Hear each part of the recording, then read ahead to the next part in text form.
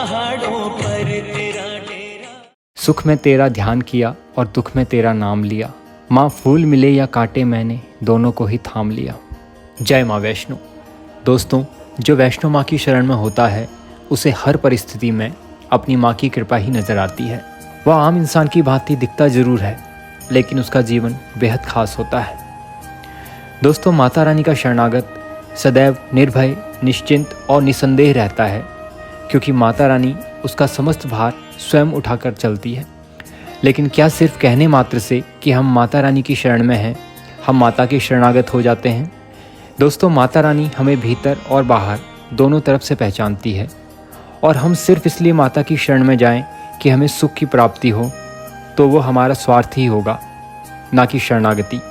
जब हम निश्चल होकर साफ मन से माँ की शरण में जाते हैं तो माँ हमें उसी वक्त उसी स्थिति में स्वीकार कर लेती है। दोस्तों, इसके बाद हमारा जीवन पूर्णतः बदल जाता है। अक्सर हम सोचते हैं कि हमारे साथ वैष्णो माँ है तो हमारे जीवन में दुख कभी आ ही नहीं सकता, लेकिन ऐसा नहीं है दोस्तों। सुख दुख सबके जीवन में आते हैं, लेकिन एक भक्त, एक शरणागत सुख में बहुत अधिक हर्षित नहीं होता और दुख में बहुत अधिक विचलित नहीं होता है। जैसे ही हम माता रानी को अपने जीवन की बागडोर सौंप देते हैं, हमारी माँ हमारे कई जन्मों के पापों को बहुत कम करके हमें निष्पाप बना देती है। बहुत से लोग कहते हैं कि जब से माँ की शरण में गए जिंदगी और अधिक दुखदायी हो गई, लेकिन ऐसा नहीं है दोस्तों। जिन पाप कर्मों की सज़ा पर्वत के समान थी, माता उनको कंकड़ के समान कर देती है, और आगे से ऐसे कर्म हमसे ना बन पाए हमें इस लायक बनाती है।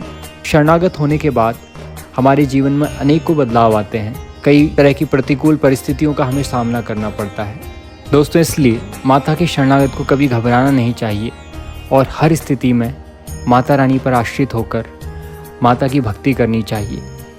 और फिर आप भी यही कहेंगे, जब परेशानियों की आंधी आई, सारी दुनिया हो गई पराई, मेरे इस हाल में भी मेरी वैष्णो माँ ही हुई सहाय। आशा करता हूँ इस वीडियो के माध्यम से वैष्णो माँ की शरणागति की महिमा को कुछ हद तक समझा पाने में सफल रहूँ। जय माँ वैष्णो।